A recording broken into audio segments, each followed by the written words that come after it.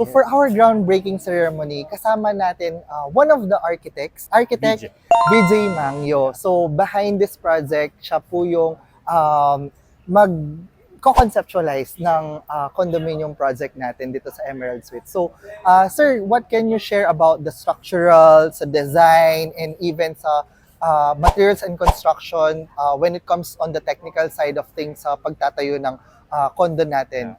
Hi, good morning. Oo. So, yung dun sa design, we created a concept that is very relaxing. So, it Oo. is like a resort-like setting sa isang condo wherein you have your amenities, you have your gym, your pool, meron kayong lobby before getting to your actual Oo. house because gusto lang namin maging very practical and very convenient living in a condo setting. Alam natin na parang marami in the market are residential house and lot. Yes. So we know na meron mga younger people or people na mas busy sa buhay Oo. na kailangan nila na very convenient na pwede nilang iwan yung bahay, Oo. pwede nilang balikan and it's very secured. Yes. So in order for people to be secured and to find this as an alternative to conventional housing, ginawa namin talaga when we designed it is that yung spacious yung floor plans, Yes.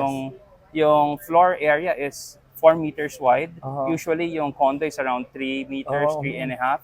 And then yung ceiling height is at around 2.8 meters. So Uh-huh. that's almost 10 feet. Yeah. So maaliwala siya. So kahit nakatira ka sa condo, feeling mo maluwang yung bahay mo. Plus of course, marami siyang windows para may view ka of the outside and natural ventilation. Dahil ginawa rin namin siya in a way na yung units could be a studio, a 1-bedroom, or a 2-bedroom. So habang lumalaki yung family, then your unit grows with you as well. Yes. Oo. Wow.